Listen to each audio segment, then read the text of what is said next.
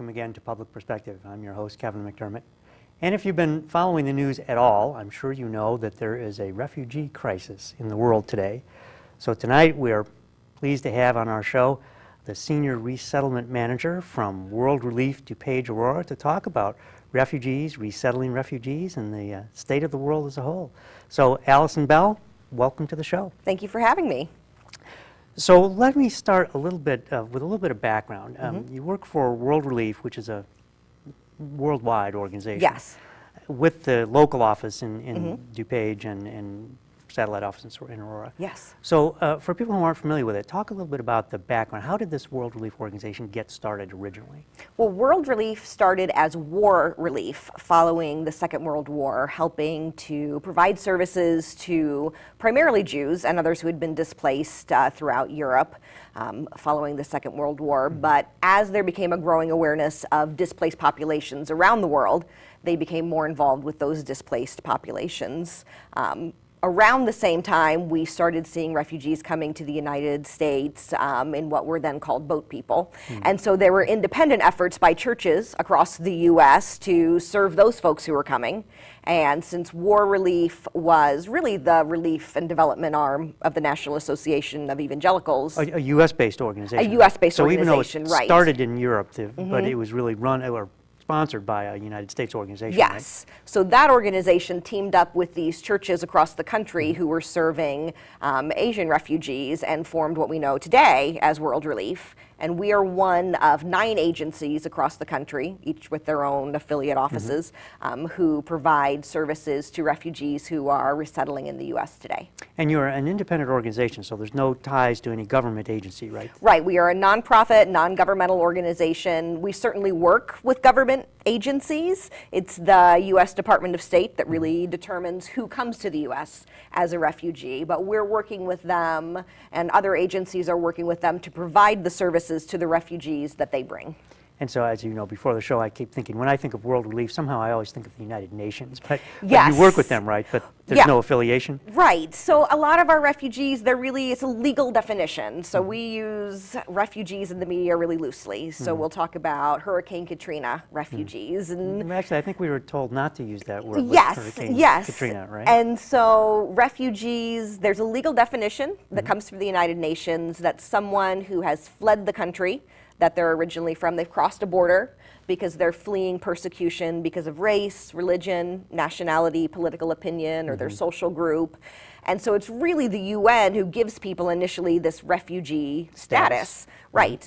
And the U.S. immigration definition of a refugee is basically the same as the United Nations definition. But the State Department is working in coordination with the United Nations to determine who's eligible for resettlement, and of all those folks, who's actually going to come to the U.S. So all of that happens before you guys enter the picture at all? Right? That's right. It's all before we enter the picture. So once someone comes to Chicago and they land at O'Hare, that's when we're there to pick them up.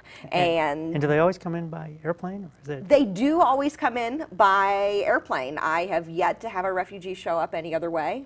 I suppose you could come by boat. It's unlikely, but possible. You'd have to come through the St. Lawrence Seaway. It might be a long trip, right? Yes. So once they get here, so give me an example. So someone comes in, and first of all, there must be a wide range of people who arrive in the United States. Some who are familiar with our culture, some who are not. So how do you prep for something like this? Well, we do know who is going to be assigned to our office before they get here. So we have some background on who's coming and what's their English language ability or their work history or their education, any medical challenges that they might have, so that we can prepare for them to come. And it really does run a gamut. You have folks with decades of professional experience, advanced degrees, fluent English, maybe they've worked as an interpreter for the U.S. military or an embassy. And then you have folks who don't have a formal education and are coming from a very rural setting, may not be familiar with Western amenities. And so two very different challenges. It varies. And you know, most people are somewhere in the middle on that spectrum. So it's not just making sure that they have a place to live when they get here, which we do, but it's also giving you an idea of how do you interact in this culture? How do you use the things in your apartment? How do you interact with members of your apartment complex, as an example? Things we take for granted, because we've grown up here, but if you've lived in a rural village, for example, you may not have any idea of what an apartment complex looks like, right, or how it operates. right. And what are you responsible for? What is your landlord responsible for? And so that's where a lot of our orientation and training comes in. Or even the fact that you have to pay rent every month. That you have to pay rent every month, right, right. So give me an example of, you mentioned before the show about case managers who handle each family that's coming in. So in the case of someone who is, say, from a tribal background and has very few or very little familiarity with Western culture, that must be much more time-intensive kind of assistance. Yes. So does every case manager just get kind of a mix of people who are really adaptable and people who are having a struggle, or do you segment so that there are certain people who are assigned to the tougher cases? It can vary. So we have case managers who are bilingual and bicultural. So if you speak Ukrainian, I'm going to connect you with a case manager who speaks Ukrainian. If you speak Arabic, with a case manager who speaks Arabic. But we are fortunate to have a counseling center and have some intensive case managers who are really able to provide the extra support that some of those cases need. We did have a few families who arrived a year or so ago who didn't have a lot of experience at all with Western culture or amenities, were coming from a more tribal background, and they were able to devote 2 sessions every week in these clients' homes for a few months to just go much more in depth with some things that they didn't have any background on. And they were very quick learners. So where do you start? I mean, you take this example, these families with very little familiarity. I mean, there's so much about Western culture. Going to the grocery store, you know, renting a car if they know how to drive, getting a driver's license, learning how to drive, getting a job, figuring out, you know, the stoplights. What does it mean, walk and don't walk? What those little stick figures mean? Right. I mean, you think about all the things we take for granted. Where do you start on the education process? So we're starting within your home. So how do you use the things that are in your home? Even if you've grown up in a very westernized society, the way your appliances work here might be different than back home. So how do we show you how all of those things work? And so we start at home, and what do you need to know here? And then over the next couple of weeks, the first few weeks, we're doing a lot of assessments with a family, learning from them, hearing from them. What's their experience been? What are their goals and aspirations as they're here? What are their expectations? What are they afraid of? And so along with all of the general orientation topics that we're going over with everyone, regardless of where they're coming from, about their community and healthcare and emergencies and jobs and all of those things, we're able to tailor additional information to what are the things they're most worried about, or what are the things that they're really aspiring to, or what's a gap in their knowledge that we really want to make sure that we address so they are poised to become stable. That's really our goal. We want to see people become stable, achieve stability, and moving toward healthy integration. We talk about that with all of the refugee services we do. So what do you find are the common fears? There must be some commonality here. There are some common fears. So some people are afraid that America's dangerous. Maybe they've seen... No, there are parts of it that are. Right. Maybe they've seen some movies where, action movies where places in America look very fearful, and is it safe for me to go outside? Halloween can be a very frightening time for a lot of folks who aren't familiar with an idea of kids dressing up as monsters and coming to your house. I would never have thought of that, but you're right, that could be very disturbing. Right, it's very disturbing, things that we take for granted, and so trying to make sure people are made aware that no one's trying to frighten you at Halloween, and that your neighborhood isn't like TV. You don't have to be afraid to go outside and to meet your neighbors, and overwhelmingly neighbors have been positive and have been welcoming and have been hospitable. But if you don't know that, it can be frightening. Well, and actually, I'm glad to hear that, but I do find that surprising. You know, in the national discourse, we hear so much anger aimed at immigrants and so much fear about refugees that are all going to turn out to be terrorists, that the communities where you handle the resettlement are very welcoming. It's pleasant to hear, but surprising. On the whole, they have been. As a matter of fact, when a lot of talk about refugees began to enter the public consciousness and the political discourse, we had more people calling us and more churches calling us to say, we want you to know that we support you. We want to volunteer. We want to have a refugee hosted in our home. How can we help?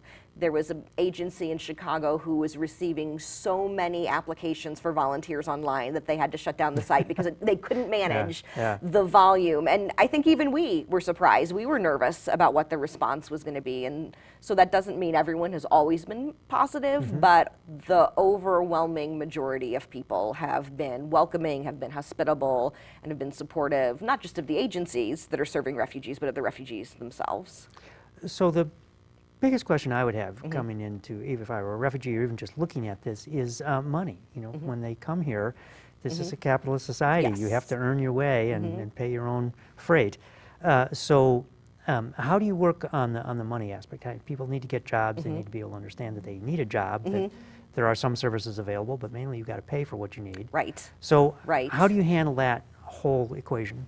Well, World Relief and really all of the agencies that are working with refugees in Chicago have very dedicated employment programs that involve ESL classes that are providing initial English. English as a second language. English as a second language, yes. And then preparing clients for early employment.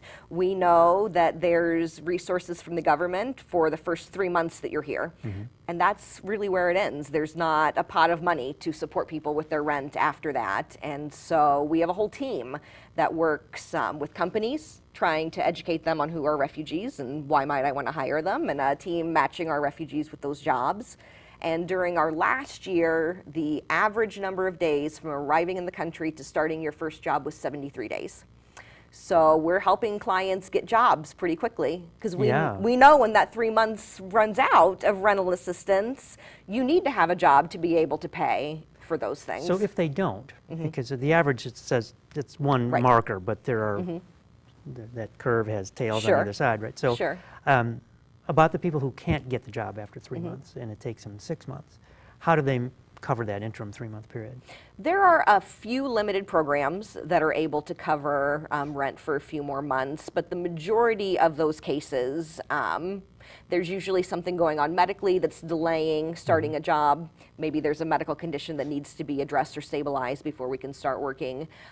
We found that there are a number of churches, other religious organizations, faith-based organizations, sometimes counties who will provide a month, sometimes 2 months of rent when we're able to say, hey, here's the plan someone's working on, and this is how in a month, 2 months, they're going to be paying their rent. But that's really the exception as opposed to the rule. People want to work. Well, I'm sure they would, yes. Especially in a new country, you want to get started, you want to get yourself integrated into society. So that does make sense. And a lot of folks haven't had the chance to work in the country that they were in. They didn't have any legal working status, and so they've been waiting, and they've been at home, and they want to work, and they're not able to provide for their families the way they want to. And so for some people, this is the first opportunity they've had in a long time, and they're eager to get at it. Well, that's interesting. You know, it wouldn't have occurred to me till this conversation. But yes, especially, I mean, if you've grown up, for example, in a refugee camp where there are no jobs, you would have spent your days idling, feeling useless, essentially. So I would imagine that the idea of becoming a productive member of society would be very appealing. Yeah, and there are small jobs that happen around camps. Maybe you're helping construct new facilities, or you're helping to tutor children, but you're right, it's not the same kind of 9-to-5 job that you would have here. And I think there's a loss of dignity that goes with that, wondering, do people respect me if they don't feel like I can do a job, like I can be productive? And so the chance to do that is really exciting. Well, to prove that you can carry your own weight, essentially. Yes. You know, there was a story on NPR a few months ago when the Syrian refugee crisis had, not that it's over, but when it was much more prevalent in the news. And they were interviewing a Syrian man who had made the trip over to Greece, and I think he was in a resettlement or a refugee camp, essentially, in Greece. And he talked about how in Syria, before the war, he was a professional. He worked in a bank. I think he was maybe a bank vice president. He had a very responsible job. He was a well-educated professional guy, and now all of a sudden, he was living in a refugee camp, and what that meant to him personally about what a step down that was, and how he questions his own ability to provide for his family. And here's a guy who, I think there's a misperception especially in this country, about refugees being, you know, worthless or being, you know, as one of our presidential candidates said, you know, rapists and drug dealers. But that in fact, many of these people had professional jobs, and were forced out of them by circumstances totally beyond their control, like war that they didn't start. So when you talk about the human dignity element of it, I would think that would be a very compelling argument that you might make to potential employers, right? And there are so many people who do come with that professional background. We have lots of engineers and computer scientists, a good number of professors and teachers, doctors, dentists, and unfortunately it's a long time before folks can get back into those fields, sometimes because they don't have the English quite yet, sometimes because there's a re-credentialing process like there are for a lot of medical professions, but sometimes because you just don't have work experience in the U.S. And a lot of U.S. employers aren't quite sure what to do about that. And so they want you to have some kind of experience in the U.S. first. So a lot of folks are starting out at a warehouse job or a factory job. And for a lot of them, that's the first step, but it's the first step over a couple-year process of getting back into the field that really they were trained to be in the first place. Now, speaking of that, you talk about credentials. When refugees come here, are they automatically eligible to work? I mean, do they have the right visa so that they can work, and are they on the and are they on a path to citizenship as well? Yeah, so they come with refugee status, which is a legal immigration status in the United States. They are eligible to work from the moment they touch down in the country. So they are work eligible. After 1 year in the country, they should be applying for their permanent residency. Some people know that as the green card. And for more years after that, they're eligible to apply for citizenship. After another 4 years. After so after another 5 4 years in the years. country, they can apply for citizenship. Right. And they go through the same application and interviewing and testing procedure as anyone else would. So what is the pitch that you make to potential employers? Why should an employer take a chance on a potential terrorist coming from some other country? I mean, how do you overcome those fears on the part of employers? Well, we'll come back to the terrorist thing in a moment. But in terms of talking to employers, that these are folks who are really eager to work. They're not working because someone's forcing them to. They are very eager to work. And really, when you're hiring anyone, that's what you're looking for. You're kind of taking a chance. You don't know folks when they start, but when you're hiring a refugee, especially one who's newly arriving, you have this whole network of people who are behind you. You have their case managers and the agency helping them. You have volunteers in churches who are supporting those refugees. So you're not suddenly on your own with someone who maybe doesn't have fluent English. You're part of a whole community that is helping that person be successful. Well, I wouldn't have thought of that either. From the employer's standpoint, the employer can take advantage of all the support services as well. Yes, absolutely. So as an employer, then I would think, okay, well, if I have any kind of issues with this employee, I can just turn back to your organization or one of the churches or anyone and say, you know, help me out here. I got an issue. What's going on? Right, and we do that when there's a miscommunication, or I'm not sure I understood this person correctly, or could you help us communicate this? We are happy to do that all the time because we see 2 years, 3 years, 5 years down the road, people who are starting their own businesses and people who are opening their own stores, and they're getting that start at some of those jobs, and they take that and they build something where they're then employing other newly arriving refugees. So it's part of this whole process of them starting over. Well, we talked before the show about something, a corollary to this, about how communities develop. And so a refugee might be resettled in some area, and then maybe more members of the family come over and want to be close. So that's a little bit of community. And then other people who might not be related see, oh, gee, there's a little community of people from my country, so why don't I settle there?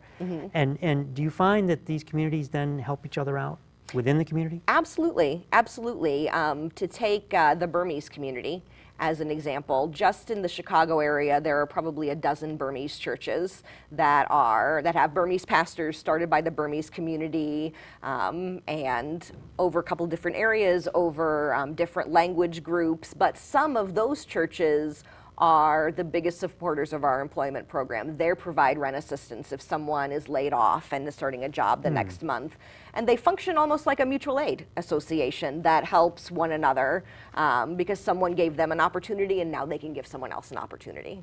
So these organizations really are kind of, it sounds like, as you mentioned the word, it's a kind of an integrated network of organizations. Yeah. And you guys apparently take the lead because you're the first contact, right? but then this whole network of organizations kind of comes together to support the community, right?